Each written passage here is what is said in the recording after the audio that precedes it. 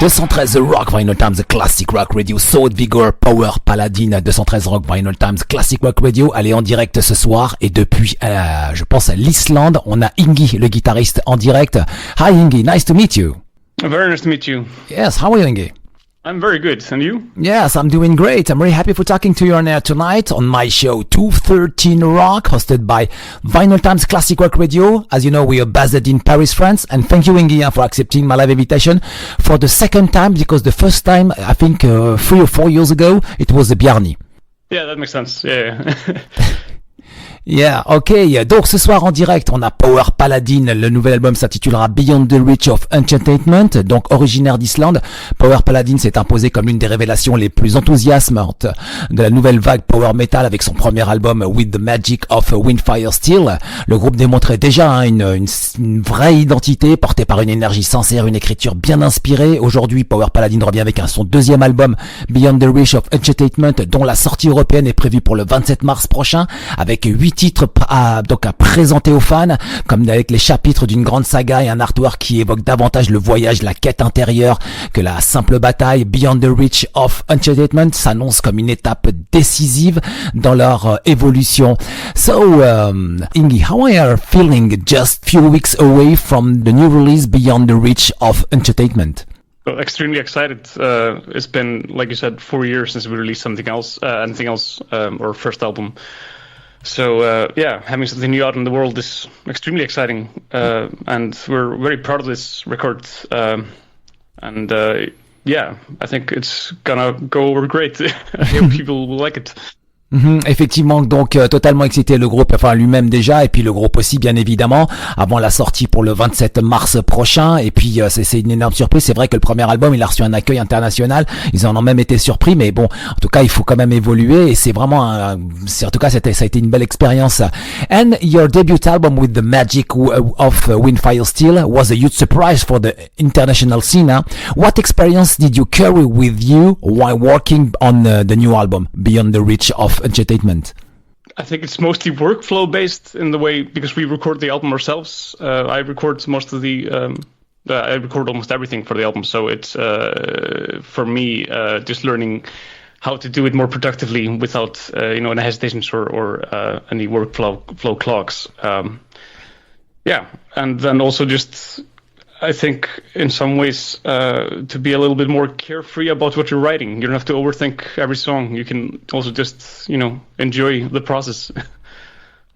Donc en fait il a écrit tous les titres de l'album. Alors oui, il s'est investi beaucoup parce qu'il a enregistré, il a aidé tout le monde, il s'est totalement investi sur ce disque, et surtout il a appris un métier, et c'est ça qui l'intéresse en tout cas, et c'est ça l'expérience qu'il garde, et c'est ce qu'il a ramené à peu près du premier album. Donc effectivement ils ont pris plus de risques, le groupe lui a fait vraiment beaucoup confiance, et ils ont vraiment eu raison. L'album, il y a un son extra, il y a de très très belles choses, il y a vraiment de très très beaux titres. And musically, the new album, I feel a huge power in your new sounds, because your goal, I think, is to create a faster or clearer sounding to the power metal album. Many of the songs on the new album are a lot faster than the first album. I'm not sure why. I think, in some ways maybe because I wrote a bit more on this album, and I am very much thrash metal based, which might have given it a bit more of a fast pace. But yeah, and also our audience engineer who mixed the album really outdid himself this time. He really nailed the sound and made it sound super clear and super heavy and everything. Effectivement que l'album est vraiment très heavy. Il y a aussi il y a même un petit côté thrash metal, effectivement, avec des tempos assez violents. And Ingi, I can hear every instrument perfectly. This is the production is really nice. It's very lovely. Yeah, we love it. And Sword Vigor. Wow, what a track. Sword Vigor opens the new album, and I think for you is the rallying anthem for all your fans for this year, 2026. Absolutely fantastic track. These tracks blew me away. Thank you for that. It's funny because that's the oldest song on the album, I think. I think we even started writing it during the mixing process of the first album, so it's quite old. And it's one of like two, I think, kind of more heavy metal songs on the album. It's a little less power metal than the other ones, but we still, try to keep a little bit of that old school power metal vibe in it. 4-year-old song. Alors effectivement, Soul Vigor, vous le savez, vous écoutez 213 Rock chaque soir, c'est un superbe titre. Il y a eu de nombreux passages. Effectivement, j'ai vraiment insisté sur ce titre tellement qu'il est bon. Et je lui ai dit, c'est vraiment un titre fantastique. Et lui, il est étonné parce qu'il dit que c'est un vieux titre quand même, donc qu'ils ont donc mis au goût du jour, effectivement. Et puis c'est un titre qui est extra, quoi, qui accroche tout de suite. C'est un bon titre de power metal. Hein. Bring me your heart, give me your soul. A fantastic track. And the riff for the guitar intro is absolutely insane, absolutely killer. That's Atli wrote that, our singer. That's his riff. Okay. He's because he's also a very talented guitarist. Okay. So he actually wrote that riff, and it's really cool. I like it. It was really hard to play, actually. Okay. To learn how to play, because it's quite I don't want to say obscure, but it's a lot of string skipping and squeal guitar notes on weird places. So yeah, it took me a while to get tight.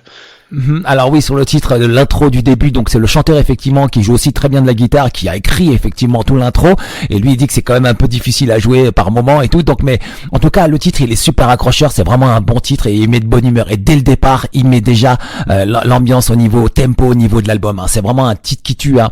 And at the end of Soul Vigor there is a sound that feels straight out of video game. Yeah, the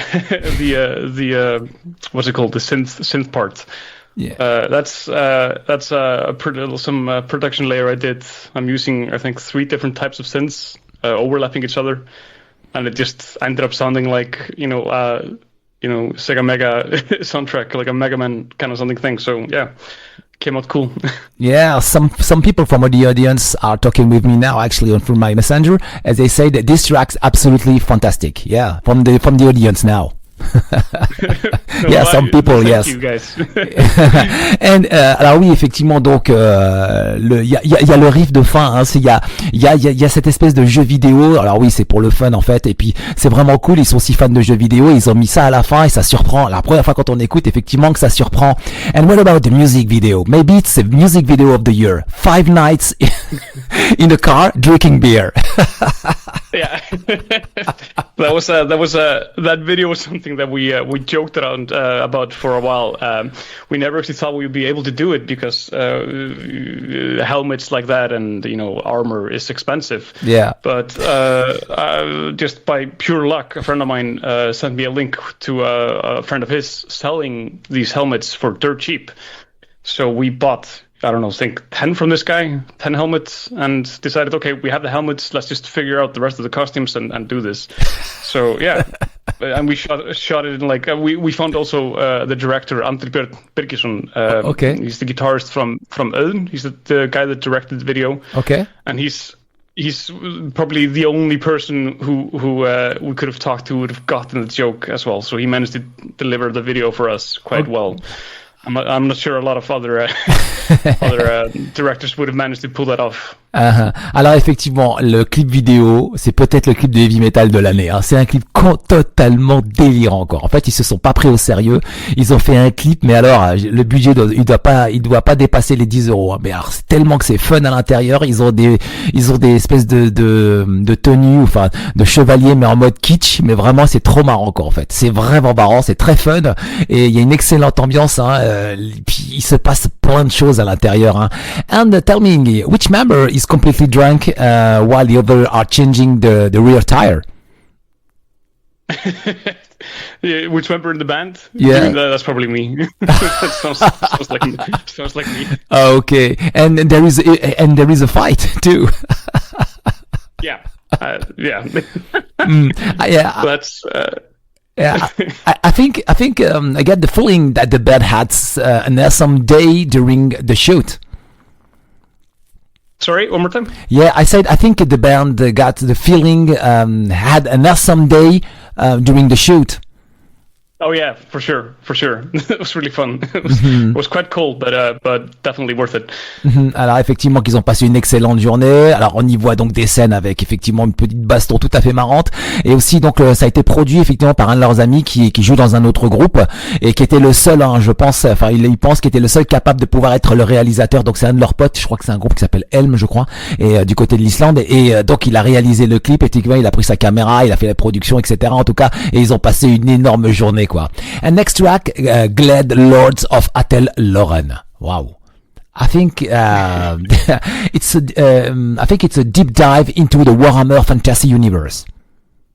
It is. It is literally about a game of Warhammer between Atli, our singer, and Krille, our bassist, of which Krille lost quite badly. So this whole song is just about that.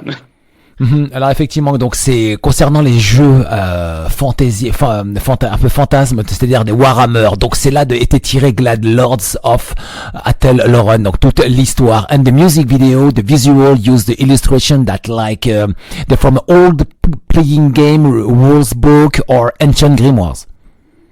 Yeah, medieval tapestry. That was the. It's the images are based on the inlay of our album. So. In the album, we have one of these medieval tapestries for each song that kind of tells the story of the song, and we decided to just use that in this video. And our friend Sarah made them come to life. It's drawn by a friend of mine called Matti Small from the United States. Yeah. C'est really cool. Ouais, effectivement, donc tout ça c'est tiré d'histoire effectivement donc Warhammer, et il a utilisé un autre nom à mon avis, j'ai pas, enfin, et en tout cas c'est une passion qu'ils ont autour des jeux de rôle, les jeux de stratégie en tout cas, et de vieux grimoires avec ce côté médiéval, hein. And the track runs over 6 minutes, which gives the band room to explore different moods throughout. Yeah. We had Atli asked me to write a some sort of middle chapter for it, so I decided to write a Baroque based on French Baroque style. Like the middle part, so and somehow that turned into thrash metal at some point. So yeah, it was a weird kind of genre skipping there. Ouais, le titre dure de plus de 6 minutes. C'est 8 parties qui ont été réunies effectivement avec des différentes parties de métal en fait. Hein. Donc c'est vraiment c'est composé. Ils explorent des différentes humeurs en fait, entre guillemets, différentes séquences et qu'ils ont rapproché. And the mix of the growls and clean vocals is incredible. Yeah, that's Skari. He also did growls on the first album for us, and it was really cool, kind of back and forth between him and Atli singing.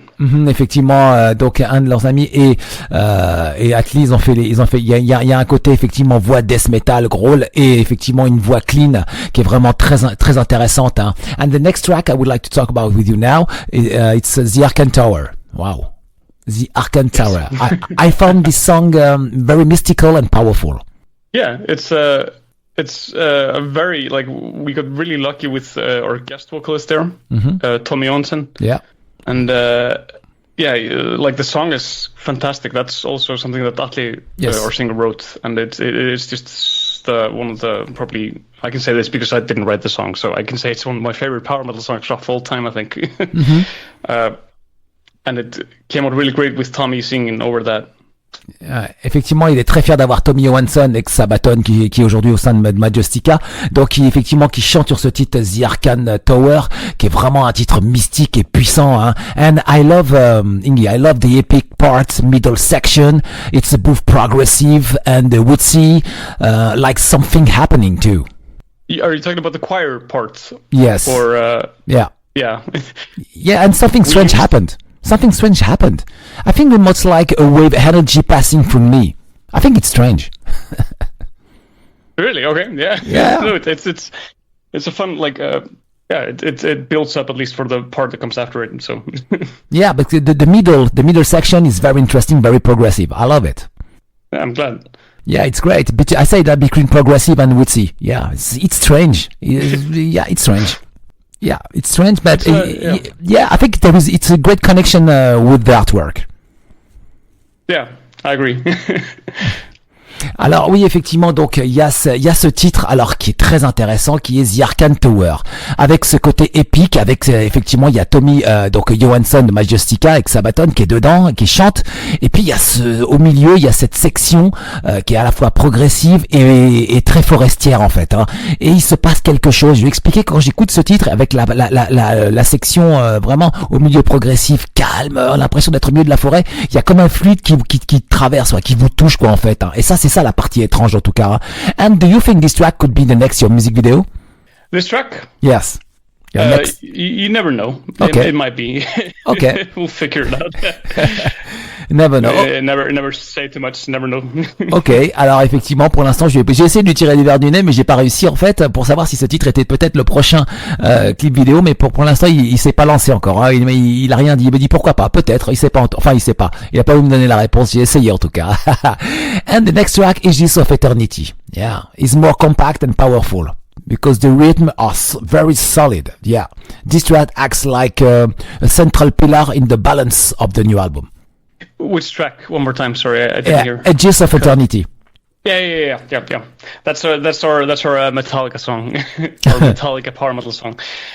I wrote that song like 3 years back, I think, and I really wanted to create like a blend between like J metal, like Japanese power metal, and then do like a verse that's kind of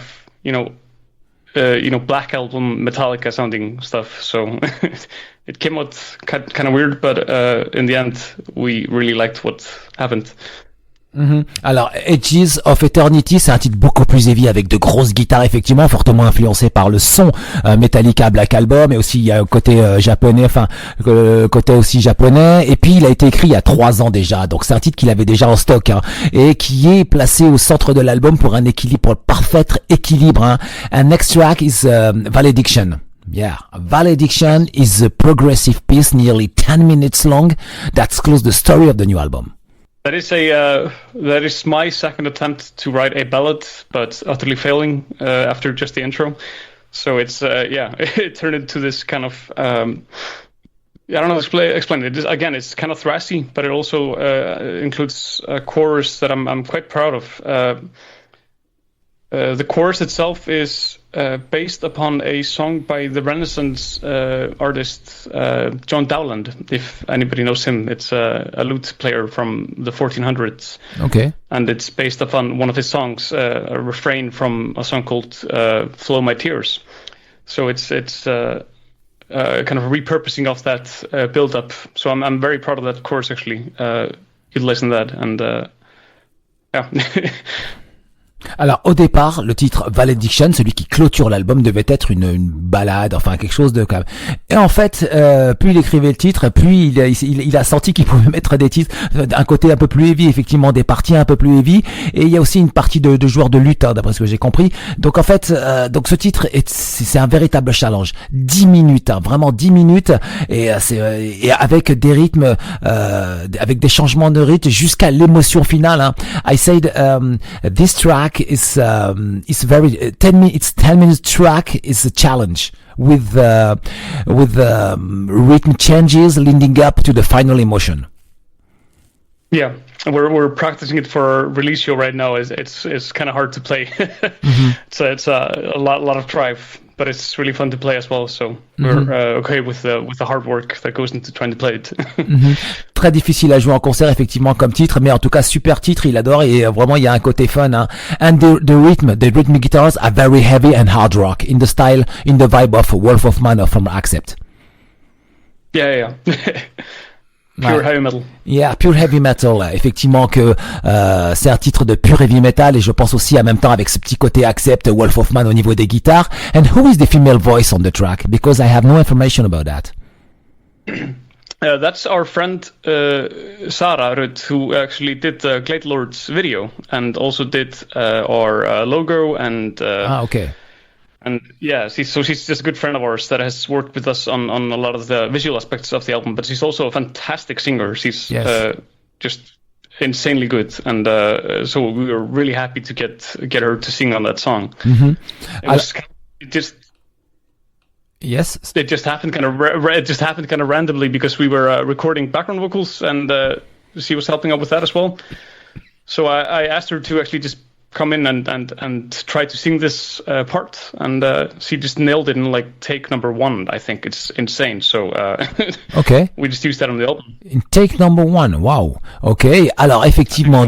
Donc sur le titre, il y a une partie voix féminine qui est mentionnée nulle part en fait. Il fallait juste écouter le titre donc jusqu'à la fin, et il y a une partie de voix. Donc c'est une de leurs amies qui s'appelle Sarah, qui joue apparemment dans un groupe et qui a aussi une super belle voix, qui a aussi créé le logo du groupe. Donc donc c'est une amie du groupe et qui pose sa voix, et c'est vraiment très intéressant en tout cas. Et ça donne une autre dimension, vraiment un feeling mais vraiment très intéressant.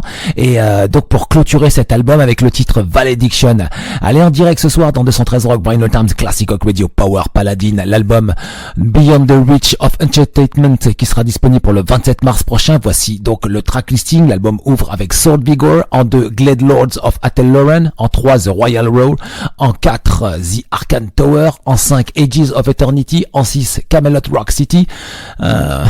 It's like Kills Detroit Rock City. Detroit Rock City. Ensuite Keeper of the Crimson Keeper of a Crimson Dungeon, et en 8 Valediction. And alors le line-up, and sorry for my accent because I need to present the line-up. It's Atli, alors the lead vocal singer is Atli Guðlaugsson, that's right. Very good, very good. Bjarni Þór Jóhannsson on guitars. Alors Ingi Þórisson. Þórisson, yeah. Þórisson. It's F. It's like F. Yeah. Okay. Like TTH, yeah. Okay. On the drums is Einar Karl Júlíusson. Okay. And on the keyboards, Bjarni Egill Ögmundsson, and on the bass, Kristleifur